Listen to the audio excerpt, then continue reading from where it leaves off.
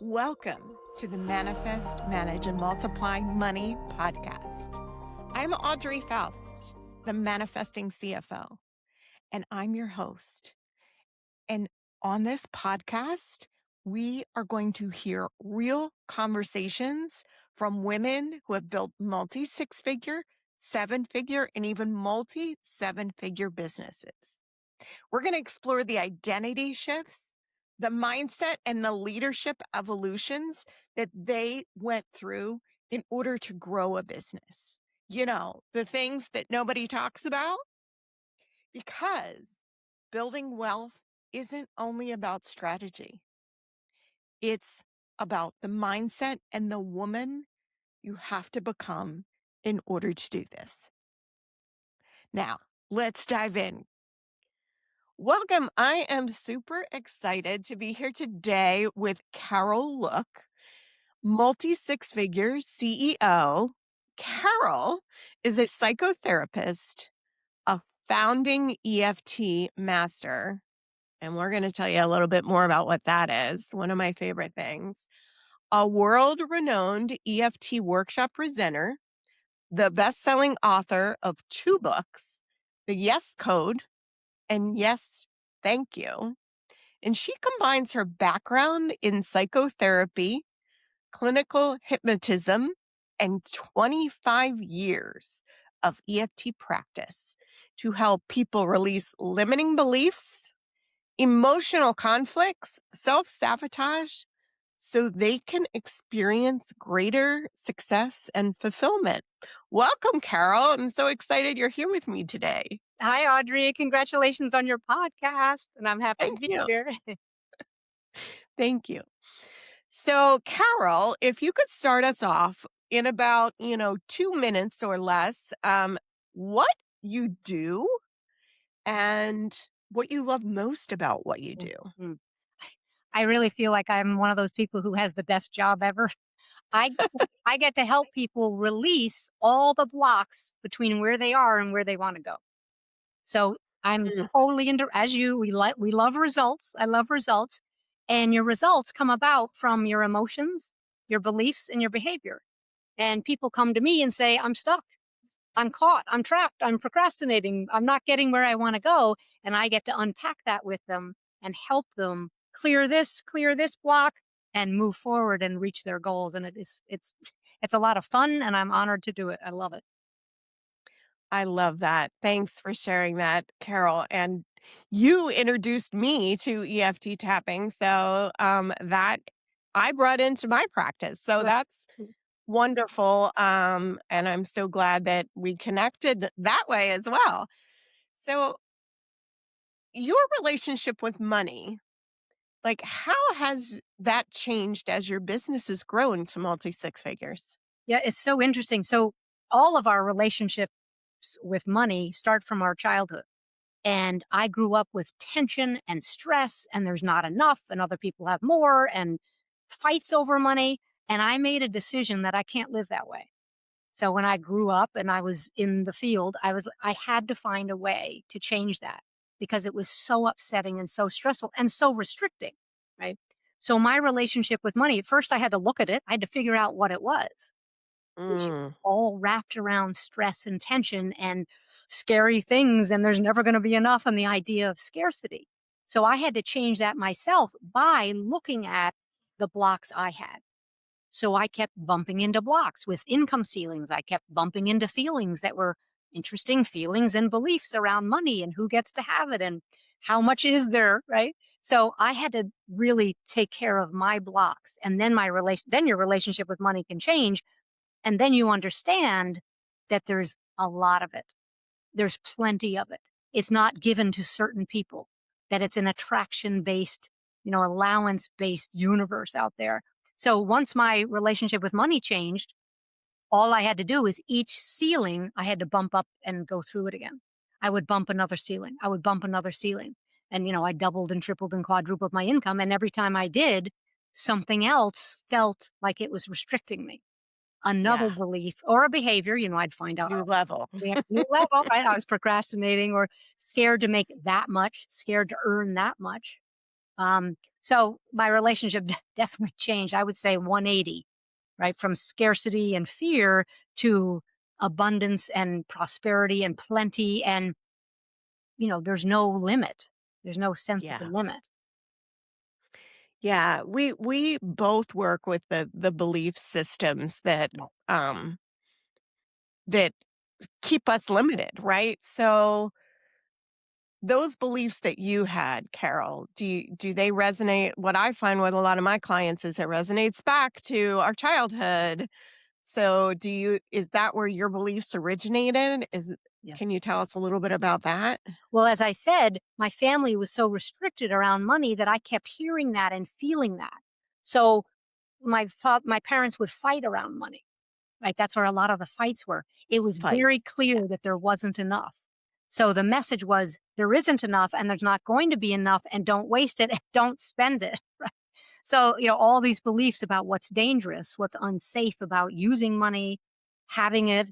I tell this story sometimes where I think it was my freshman year of college, my father's check bounced to the university. Now you can say, Carol, you went to university? That's not poor, right? But his check bounced, right? And so the Right. feeling was they wouldn't let me into class. They wouldn't let me Oh, buy books, right? There was nothing. So it's that feeling of panic around money, even at that age. So it wasn't just like under 10, it wasn't just being little. So all those beliefs and feelings around money were restricting me, restricting money, restricting what I could earn. And when I changed that, I also changed the feelings around and beliefs around earning a lot versus building wealth. Because I see, and I think mm, you see it too, people get stuck on, I have to be a 7, 8 figure earner. And in that stuckness, which also says, I don't have it yet, there's restriction, there's scarcity, there's I'm not there yet. And I see people trying to make that happen and they trip all over themselves. So then they're not focusing on building wealth. They're not focusing on the quality of time they're spending with loved ones. They're working harder and burning themselves out. I get a lot of people who come to me who are burnt out and say, there's got to be another way.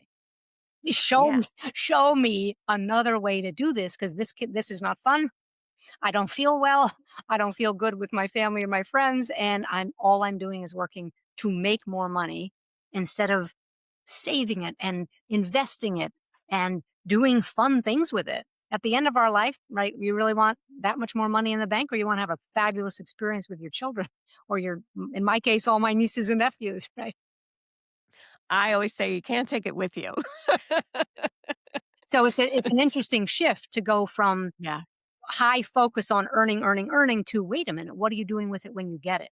100%. Yeah. And you know, I had a client at 7 figures who was not profitable. Yeah. Oh, And, it had to do with her worth, her value, yeah. which went into her pricing, Yes. right? That's where these beliefs end up like living. But once we, identified that and changed not only the belief, but created a pricing strategy around what was really going to serve her and her business, like she almost doubled her revenue and then her profit was like 1,000% more. Like, Yeah. she almost hit a multi six figure profit in 1 year. So, like, that tells you, like, even if you hit that Yes. 7 figure mark, I love that you were talking about that. It's not necessarily like Yeah. things aren't going to change Right. unless you're identifying what's underneath that. So thanks for bringing that up, and it just made me think of that story that it's not always the revenue. We got to think about the profit too. The profit, and what do you do with the profit? Right? So Right. there's profit, and then how do you handle that? Because that's how we build real wealth, which then gives us freedom and luxury and peace of mind and gets us out of the burnout cycle. And people are like, no, no, no, you don't understand. I need to make more. Actually, that's not the only path. Right. You pay. Yeah, that I find that often ties back to a belief that's like I'm not good enough or, you know, Right. something on that line, right? So what does it look like when someone, and we kind of talked about this a little bit, someone is intellectually ready for more, but emotionally or energetically doesn't feel safe holding it. What it looks like is blocking with self-sabotage behavior. I say, look at your bank account or look at your behavior. And the behavior shows procrastination or being such a perfectionist that they can't get the proposal out to the client. Right? Or look at the bank account. What's going on? They're desperate.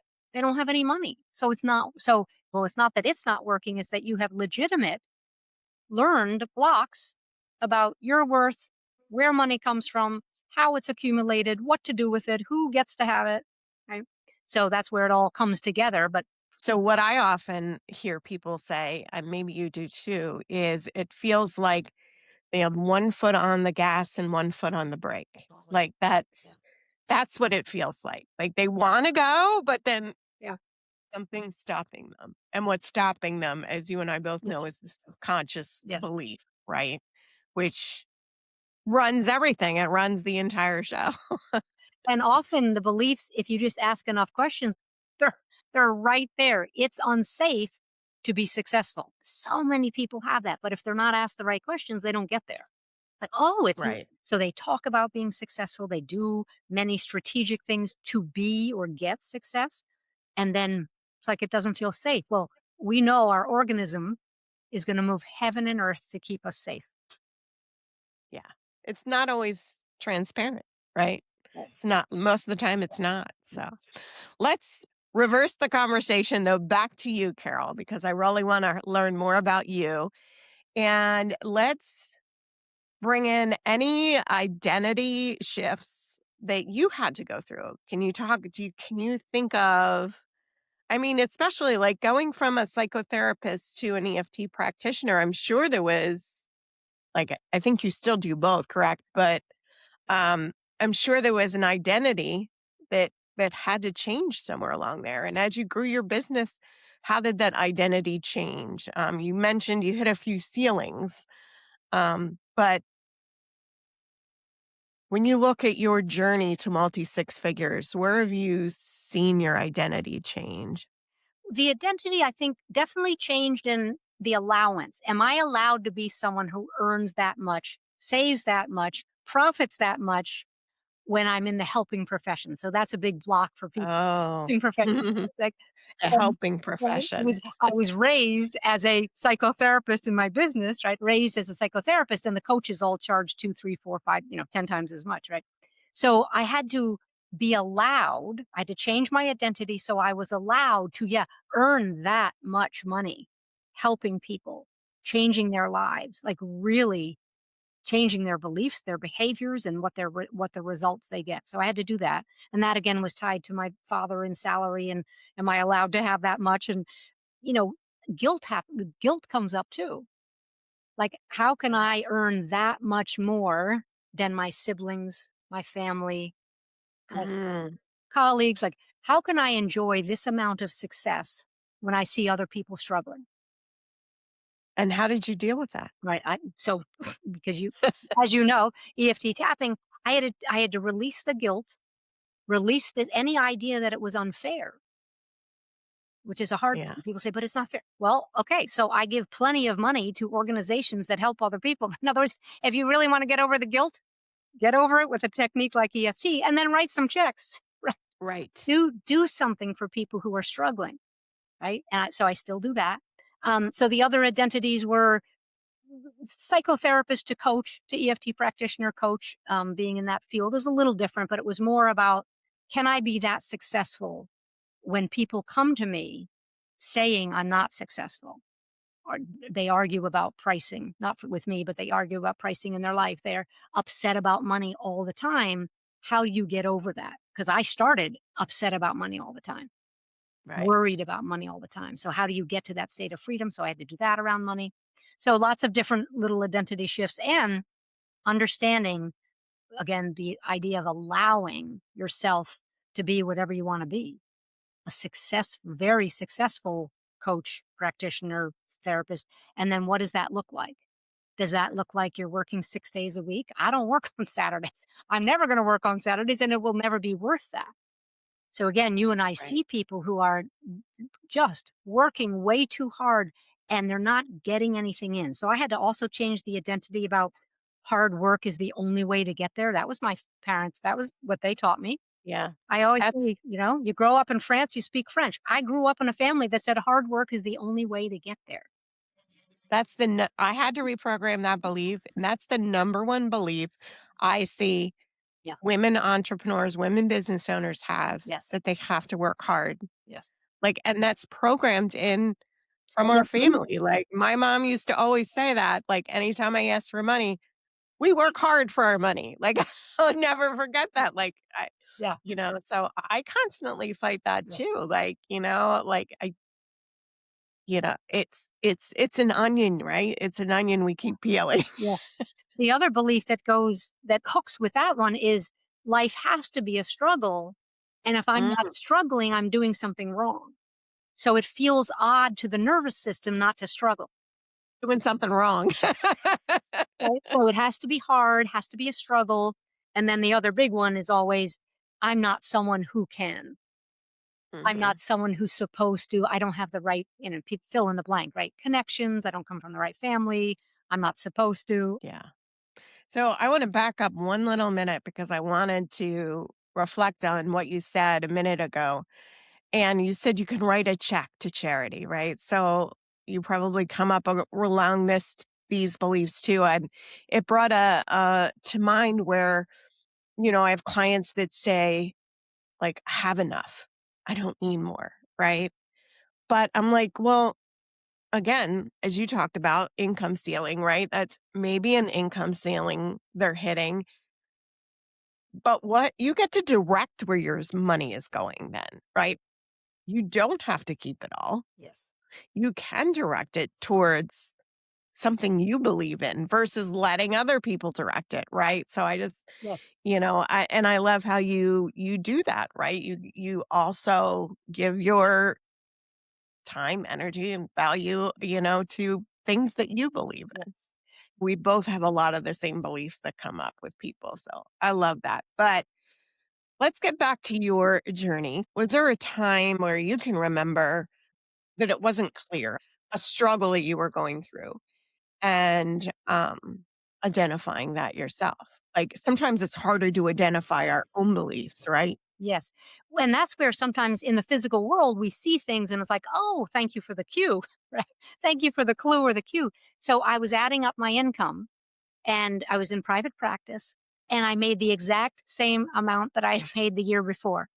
Oh, You can't do that if you're in private practice because holidays fall on different days. Sometimes you give reduced fees to people.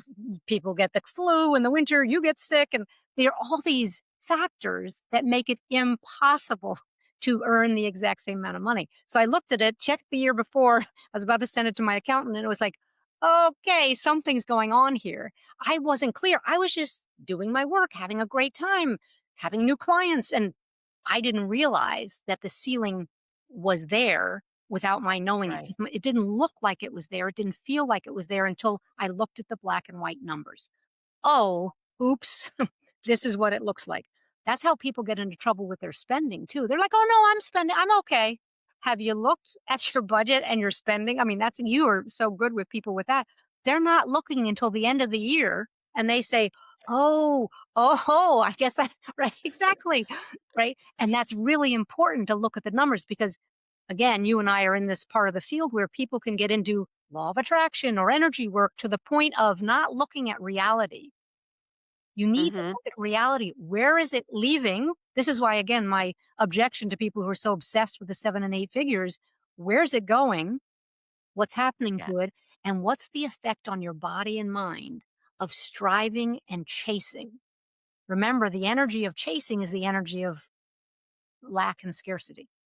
The energy of Yeah. I have enough and I feel good about it and I'm making more along the journey, right? Yes. Is really important. Another story that I think would be important is about family stuff. So my younger sister died of breast cancer. The next sister has a lot of challenges with money. I'll never let her be in trouble, but I'm not going to give her any money now. And the one above her is struggling with addiction and has for years and years and years. So out of the 4 sisters, I'm the one who's successful by 100 times, 10 times, 20 times. And that's a real point of sorrow and a real Yeah. point of hardship and a real point of, do I put a lid on myself because my older sister won't stop drinking? Do I put a lid on myself because my youngest sister died of cancer? It messes with your head. And people Wow. who do not Yes. address the family stuff, nope, I'm going to another conference about strategy. You need to address sibling stuff, colleagues, and how you were raised around money and success. So if you don't want to look at the dollar amount part, what about being happily fulfilled and successful in your life? So I say to people, success is how you want to define it. You want to define it by dollar Yes. amount in the bank account or real estate? Great. But we all get to define it.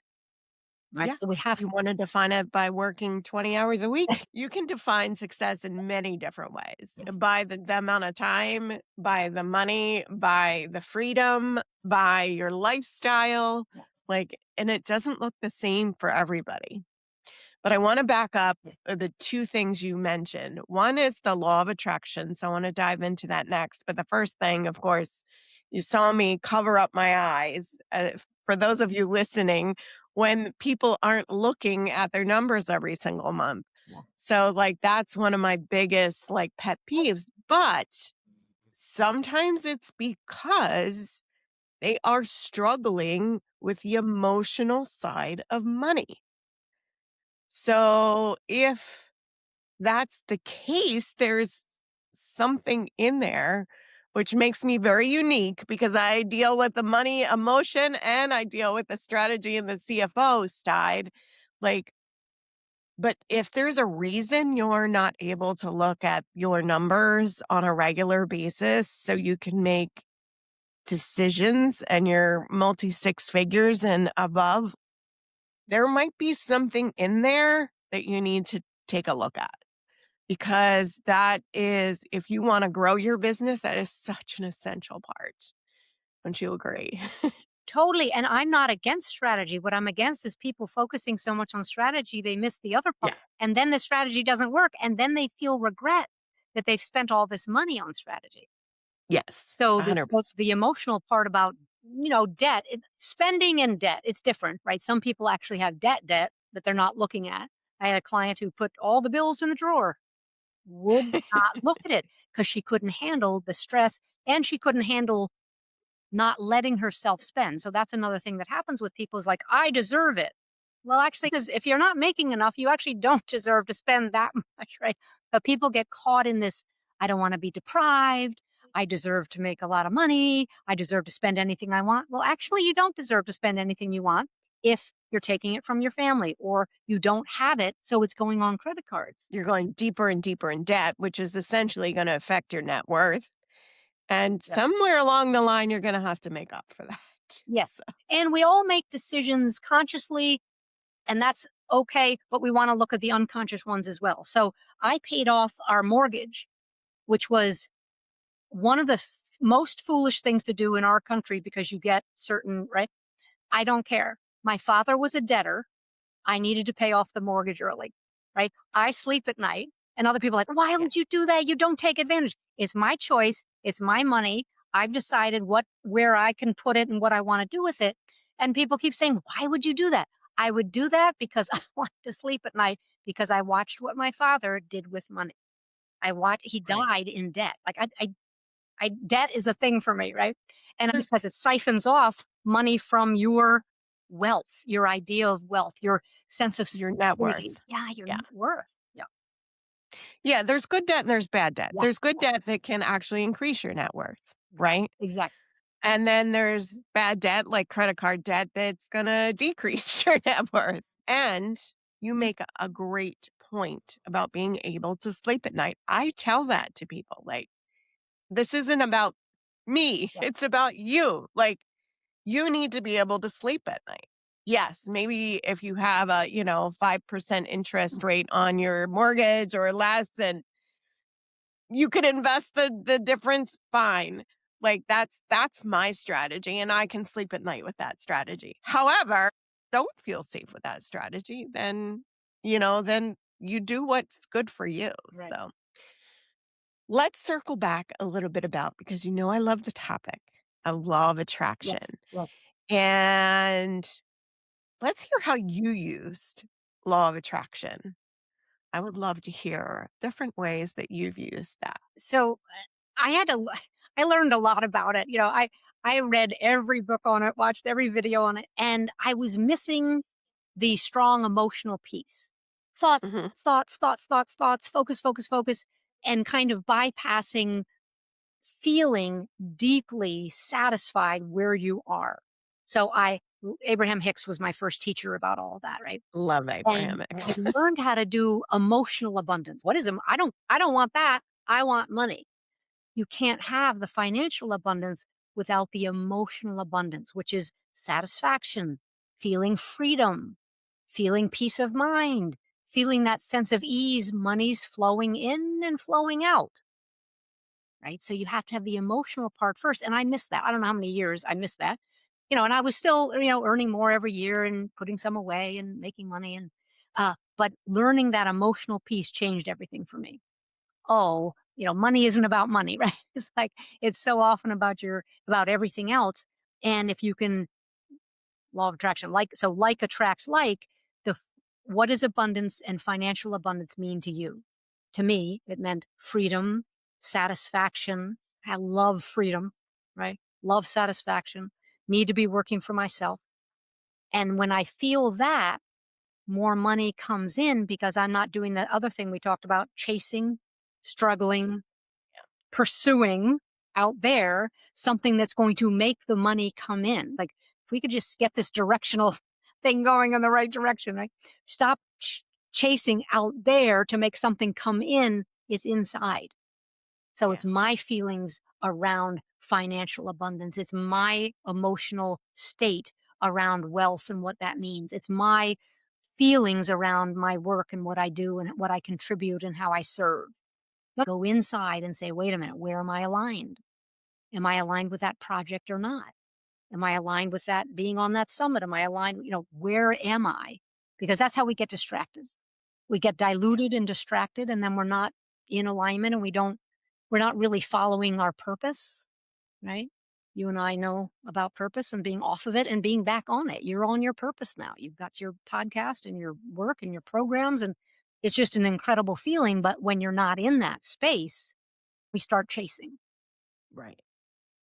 One thing I'm going to bring to your attention because this is a perfect segue to the next thing I'm going to ask you is how does gratitude apply to law of attraction and abundance and all of that? I know it applies, but I Yes. want to hear So this about you. love gratitude. And I started doing gratitude with the tapping practices early on years ago. And what the energy of gratitude is satisfied and relaxed and relieved and feeling good about things rather than, I don't have it. Where is it? How do I find it? So being grateful, being appreciative, right, of what you already have really changes the energy. So a lot of people will say, well, I do my gratitude list. I do my gratitudes at night. That's what people say. It's turned into I do my gratitudes at night. But are you feeling it? Do you really feel it? Or are you forever feeling behind? That's the other feeling that probably you with clients as well. And when you're grateful for what's already there, you get out of that headspace. It's it's Yeah, it's about headspace and heart space. So gratitude changed my life for sure. And it's not always easy to be in it when things are going haywire, right? Uh, right? 100%. But what we know is that Yeah. what we appreciate appreciates is the old saying. And when you appreciate what you already have, you unhook, law of attraction wise, you unhook from, yes, but it's not here yet. Impatience slows you down. Mhm. So when I figured out what emotions speed you up and what emotions slow you down and get in the way, then it's like, oh, I know what my work is. I know what I need to do. Yeah. And gratitude and appreciation is one of the stay in the energy of gratitude. That. Thank you for sharing that. And gratitude, I'm going to share a little story about that I have about gratitude. So, I people do say that, like, oh, I have nothing to be grateful for. I don't have the XYZ yet. I don't have this yet. I intentionally contribute to a charity that creates wells for people that don't have water in other countries. And I think everybody should have water, which is why I do that. But I also, every time I get the email that I've contributed to that, it's a monthly contribution. It reminds me of gratitude, first of all, because I can walk out to my sink right now and fill up a cup of water. Like, not everybody can. And if you don't think you have anything to be grateful for, you can go down to that level Yes. of I have water.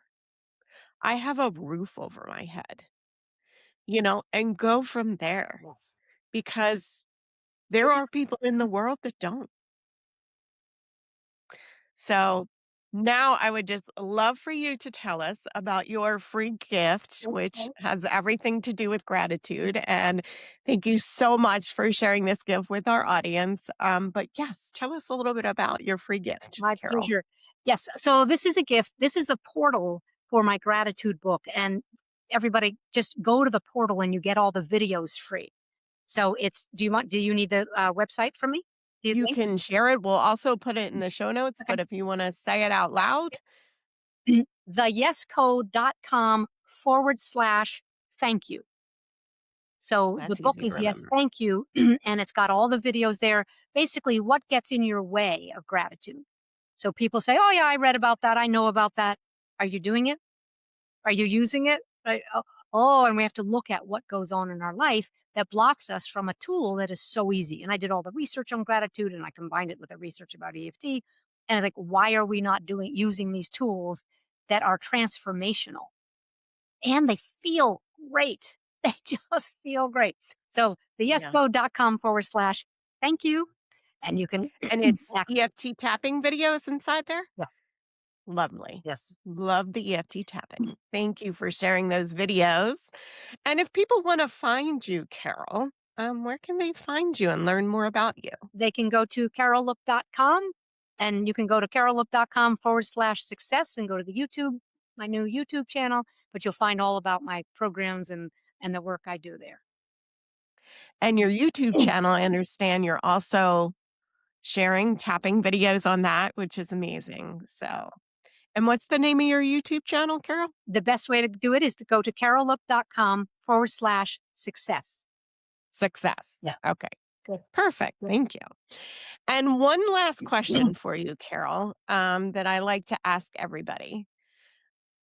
If you could speak to a woman who's standing on her next level, whether that next level is multi six figures or seven or whatever it is, what would you want her to know? That if she's in alignment, she'll stop chasing. And if she stops chasing, she'll earn more. And when she earns more, she'll relax more. And that cycle happens. But get in alignment. Stop doing what everybody else is doing. That's the disease I think we all see is we're all chasing other people. And I've done things as you have my own way in the field. And I have become incredibly profitable, incredibly emotionally wealthy, financially wealthy, satisfied because I didn't follow everybody else. Well, I just want to elaborate on that a little bit. Carol, look, I mean, you've been doing this for 20 years, which is amazing. But Carol does not have a Facebook or an Instagram. So, and she is a multi six figure earner and has built this amazingly profitable business because she did it her way. So I love that, Carol. I love the fact that you don't have social media. I mean, now you're on YouTube, which is wonderful. It is perfect for what you do, actually, because you can share those tapping videos. But yeah, like you did all this without social media and you just started YouTube. So you've Yes. created this business without any social media, which is amazing. Yes. Yes. I found out again what I was in alignment with. So 100% of the people were saying you have to advertise on Facebook. And I was like, I don't think you do. Yes, you do. I don't think you do. So again, that the person that you're saying, what would I say to her? Get in alignment with you, trust your gut and follow your heart, and you'll get there and you'll be surprised. You'll look around and say, okay, I could have done it that way. I could have done it that way, but I'm doing it my way because it feels right. I know it Perfect. feels right. Beautiful. Well, thank you, Carol, for being here. Thank you. Appreciate you being here so much. Thanks for And having me. I loved having you as a guest. Thank you, Audrey. Honored to be here with you on your new show. Thanks. Thank you for listening to the Manifest, Manage, and Multiply Money podcast. If this conversation resonated with you, please share it with another woman who's building something meaningful.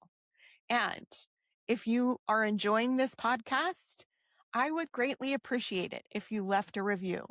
Leaving a review can help more women discover these conversations. And until next time, keep manifesting, managing, and multiplying your money.